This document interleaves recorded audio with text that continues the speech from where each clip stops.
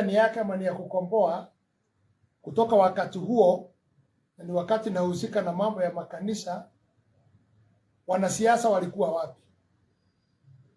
This is one of the biggest problem.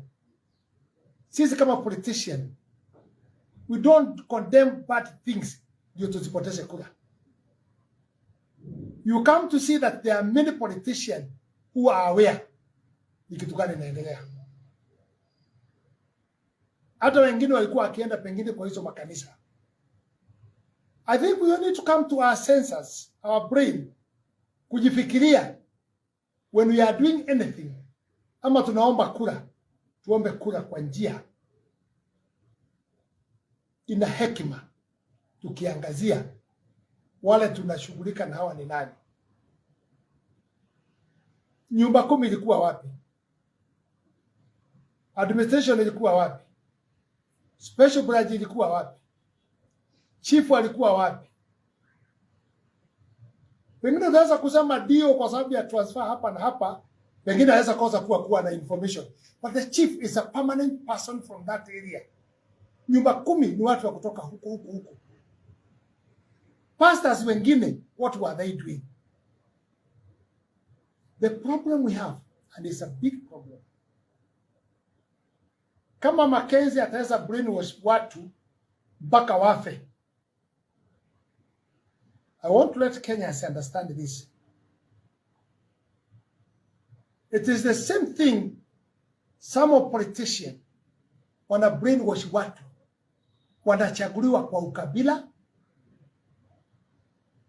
wanachaguliwa kwa vyama,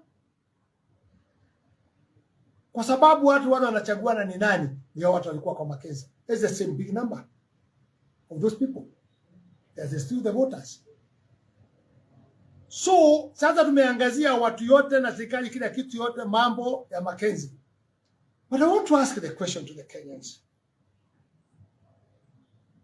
Nimeona Azimio wakiangazia kuanza kublame serikali na mambo yote. Naona na blame hiyo mambo yote, ningetaka wajue ni watu wangapi wa region yao wamekuwa huko. Because the people who have gone there mostly, they are from certain region. Wengine wametoka mpaka kwao. Wengine nasikia kutoka Western, wengine kutoka Nyanza, wengine kutoka Ukambani. Where were the leaders also wa Ukambani? Wale wanajua watu walikuwa naenda huko Western, wale wengine. We must be sensitive like leaders. Lakini nataka niseme hivi. Kama watu hawa ndio voter, ambaye pia wanaangaziwa na wanasiasa wa ukabila, wa dini, kwa region, kwa vyama. Vile wamedanganywa na huyo mchungaji, pia wanadanganywa kuchagua watu ambaye hawafai kuongoza. That's why you are seeing when Azimio like now they are bringing the government. This is a disaster. Hii ni kitu angaziwa mpaka na CNN, BBI. So we need BBC. We need to come together. There is no time of blaming na kujiandika kusema serikali. Wewe unasema serikali, wewe na wewe ni nini umefanya kwako? This is the time we should come together, all of us, and put from one side and see how we can be able to help. Otherwise, we are going to leave this issue. After mambo ya Mackenzie ikwishe, tutaiwachia hapo, lakini ninauliza, ni makanisa mangapi tunajua? Both side ya Azimio, both side ya pande yetu, Kenya Kwanza, ni makanisa ngapi tunajua? We are compiling actually data backwards from August and even the entire of 2022, just to show what this administration has done as compared to previously in terms of recoveries and those kind of action. I am able to report the data we have at the moment is showing marked improvement by this administration in terms of recoveries. We've had recoveries in Laikipia, recoveries in Baringo, recoveries in even in Samburu. And out of the 500 livestock stolen since January, we have recovered 200. 300 are still at large.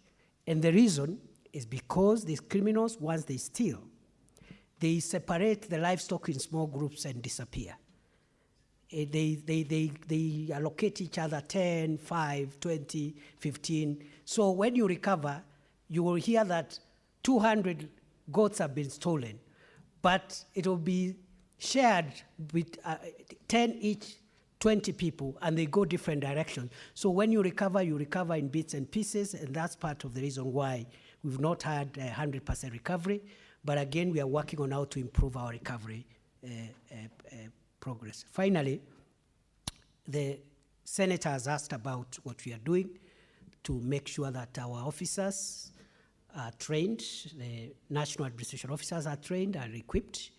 Right now, pending before the National Security Council is a proposal for a limited issuance of firearms to all chiefs, assistant chiefs, and ACCs in specific areas which are facing harsh insecurities, so that they can support the National Police Service in tracking livestock and also protecting themselves from armed criminals, because they are normally the targets. And we have lost a few already. We've lost a chief in Samburu, we've lost one in Laikipia. So we are considering a policy shift to provide firearms and also to give them training so that they can help us better serve the people of Kenya. I thank you, Mr. Speaker. Honorable William Cheptumo. And senators, kindly abide by our standing order 51B 3. Thank you, Mr. Speaker. As the honorable senator asks his supplementary question, for those who have queued here, kindly, as you ask a supplementary question, abide by that particular standing order, 51B 3, so that we move. And Senator, precise, concise, Okay. very brief. Mr. Speaker, thank you for giving me a chance to ask some supplementary question. But Mr. CS, around 2016, 2017, your ministry gazetted a number of administrative units in various counties in our country. These created new locations, sub-locations, divisions, and some sub-counties. Up to today,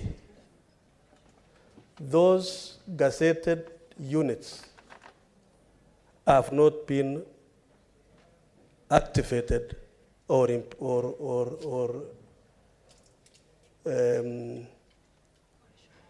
able to operate. This is helping to assist your ministry on matters security, especially in the security areas. When will you do this, Wanawasiri, Mr. CS? When will you operationalize the units gazetted by your ministry in 2016, 2017 in various counties? And my county in Baringo, there are several of them, areas you were able to visit last time. Honorable CS, 1 minute. Mr. Speaker, sir, all the gazetted administrative units will be operationalized, but due to budgetary constraints, we have decided to operationalize all the already gazetted areas in phases, in 3 phases, starting this financial year. We will have an objective criteria of identifying which of them goes the first phase, second phase, third phase. That objective criteria includes security challenges faced in that area, like banditry, terrorism, and other complex security issues, illicit drugs and alcohol, and then also regional balance, so that some in one region, another in another region. So we'll have a criteria of making sure that we do, starting this June, and that criteria will be made public so that we carry the entire country together. Asante. Thank you. Senator Kamar.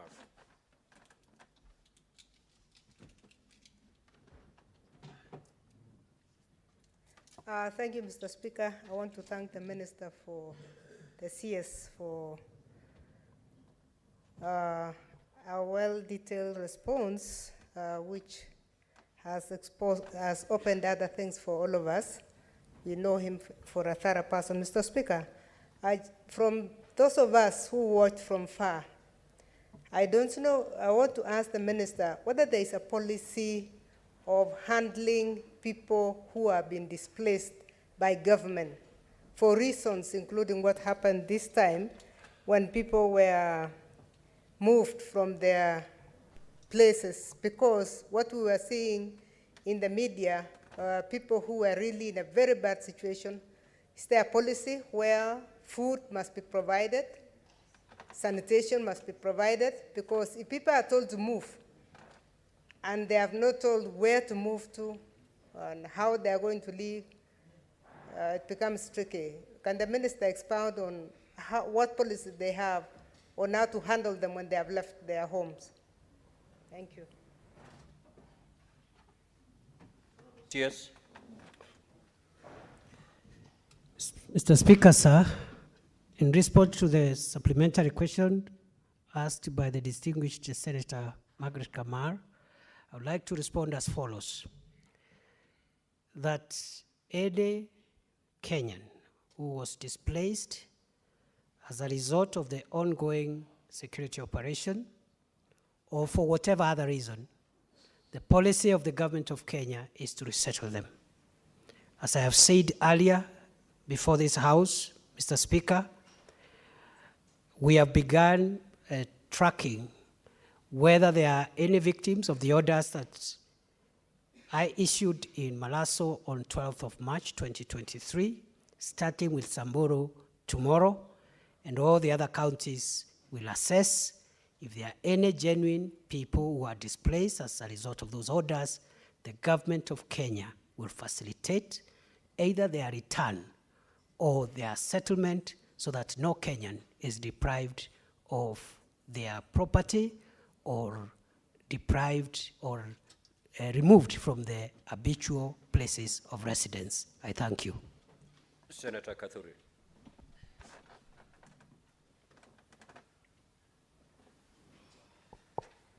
Thank you, Honorable Speaker, for your indulgence.